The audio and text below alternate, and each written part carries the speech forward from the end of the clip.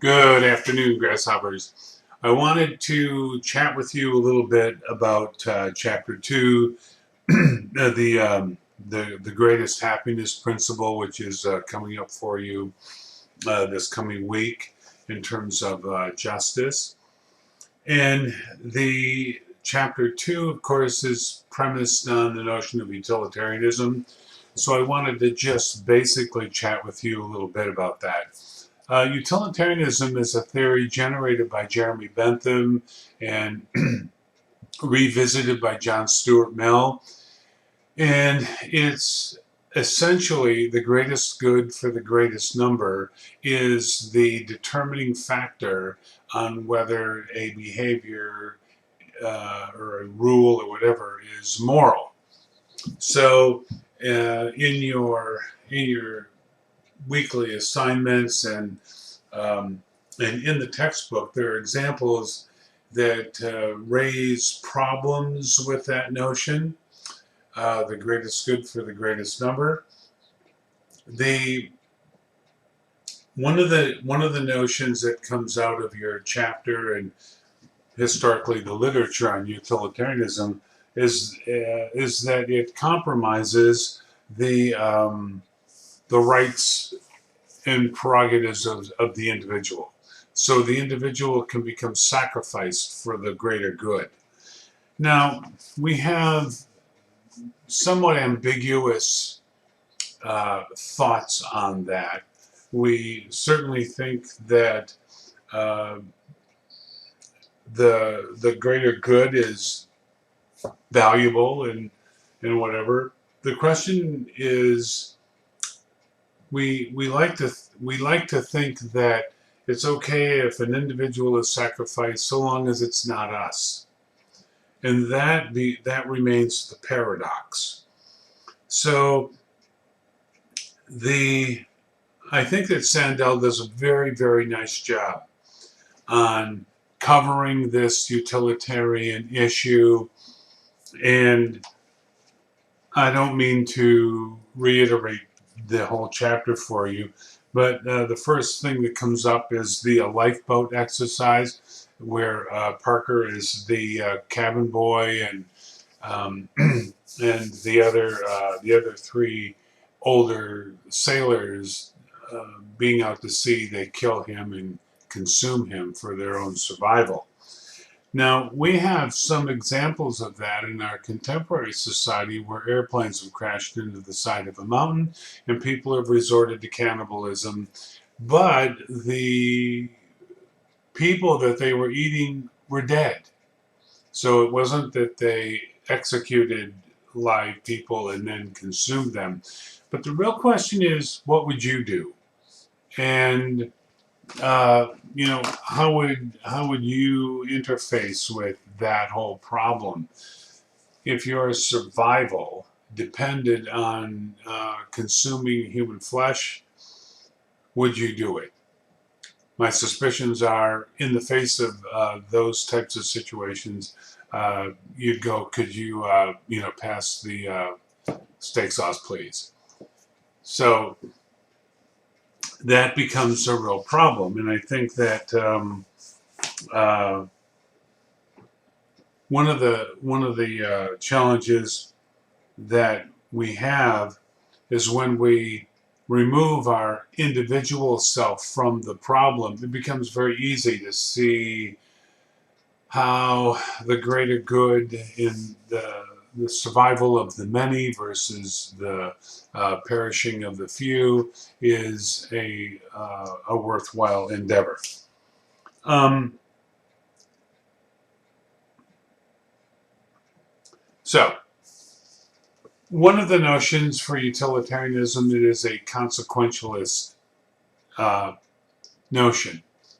So the premises are that the consequences are what we are basing our judgments on.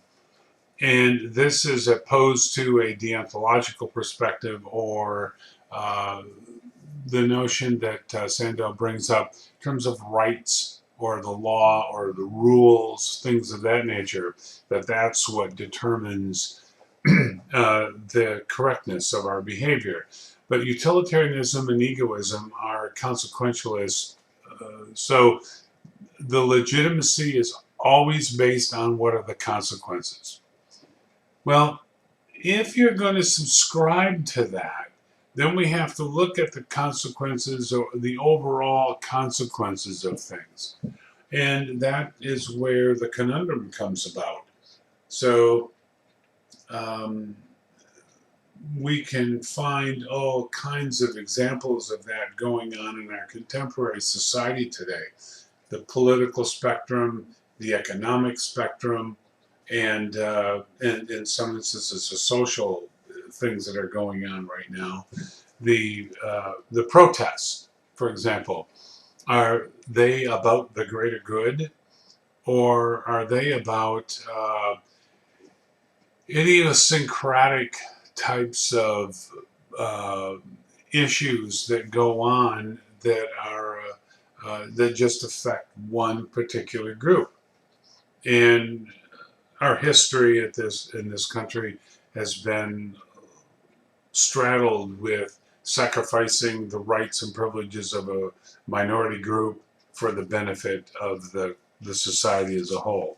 So I want you to be aware that as you're going through the chapter, um, that's what this is all about. So let me see, where was I going? Rounding up the beggars. Okay, individual.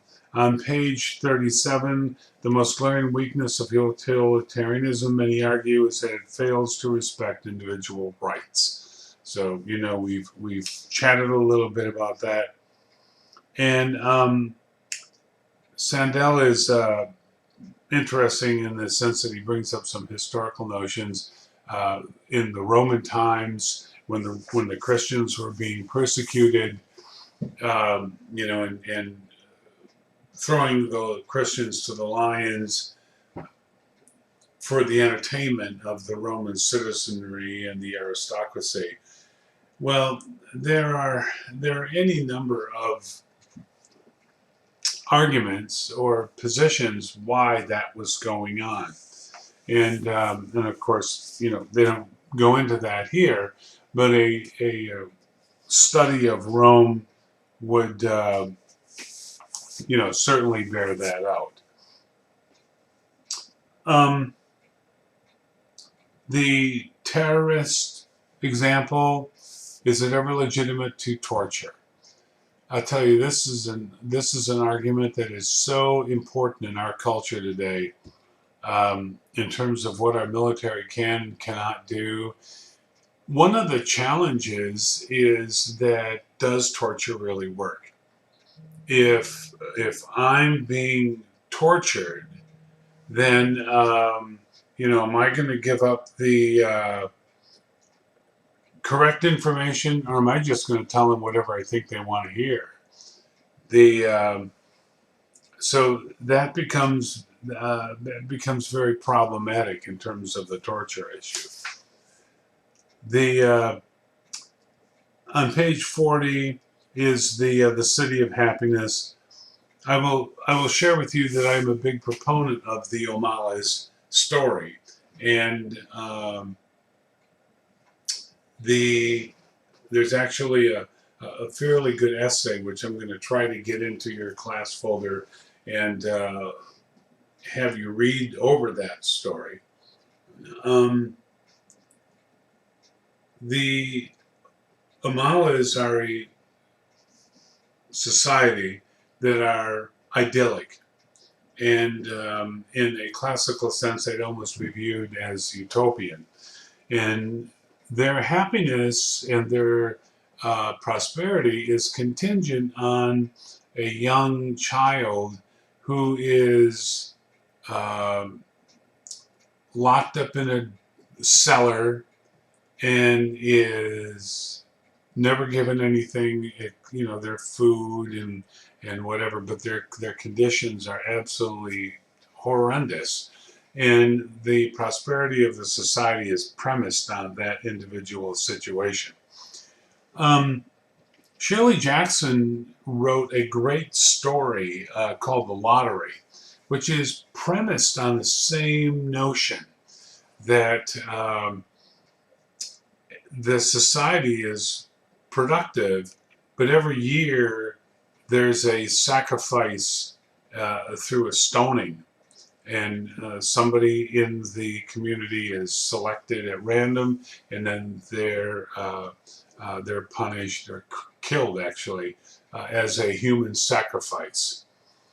So our literature is filled with this kind of thing, and it raises up the question for me anyway, is that a subtle notion in our culture that it's okay to sacrifice some people for the benefit of the society as a whole? And I think that that's a very important question that you folks are going to have to you're going to have to deal with. Um, there was the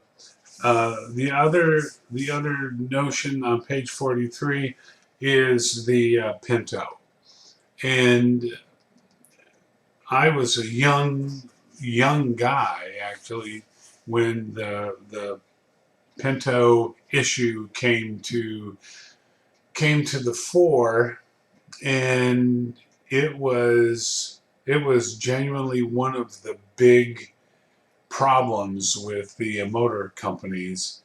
Um, Chevrolet had the Corvair, and Ralph Nader.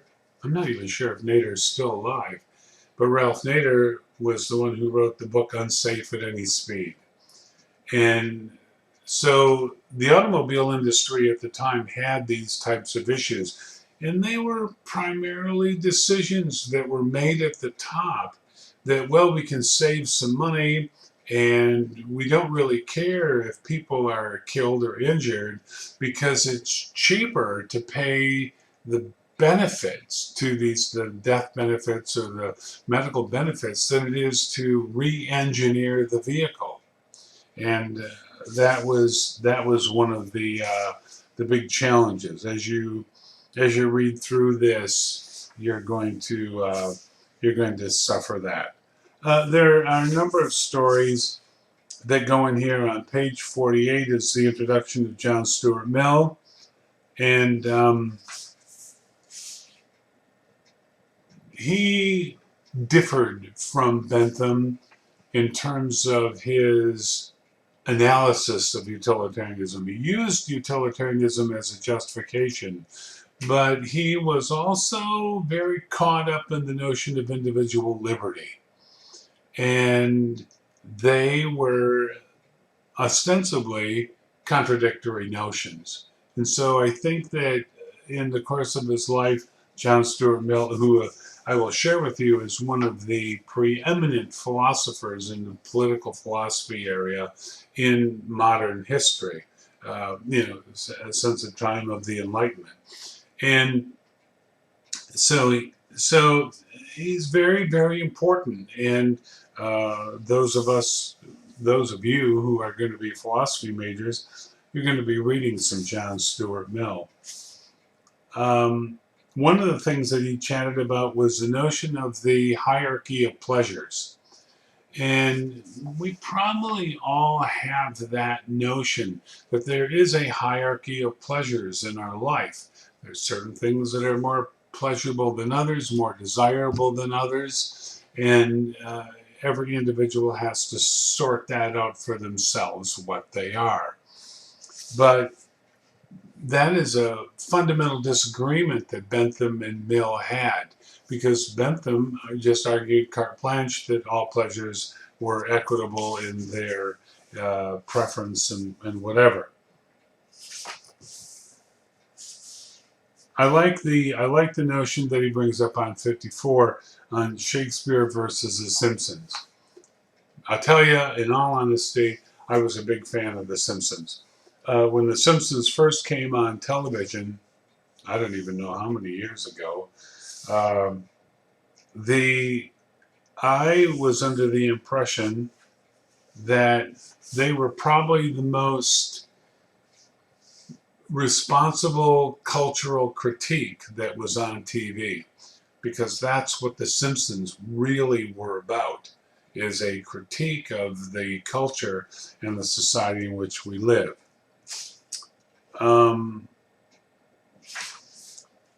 As we get through the chapter, uh, once again, I just wanted to touch base with you a little bit on chapter 2.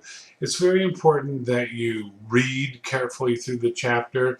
The quiz that is set up for this chapter is, I think, 27 questions long, and it's going to really depend on you having read the chapter. So do try not to just wing your way through it. We're into week 3, and I will share with you that one of the challenges that we're having at Grand Valley is the high rates of contagion for the COVID-19. And as you are probably well aware, the university has the highest incidences of contagion of any university in Michigan. Now, that's taking into consideration that both Michigan State and U of M are on sort of a sabbatical right now, getting this thing in line. But my hope, my plea for you as students, please be careful out there.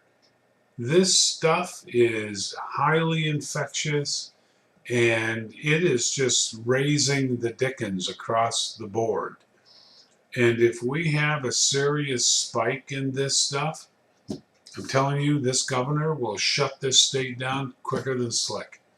So please, you're young. I know you want to get out and have a good time and all of that sort of thing, but please be careful and recognize the corona is not a joke. It's some serious, serious business. So, having said that, I have gone through your work and your papers, and I think you're doing a good job. There's some very good people in this class, and it's unfortunate that we have to be online. I genuinely wish that I was in class with you, but that's just not the case right now. If you have any questions, drop me a line, and I will chat with you soon.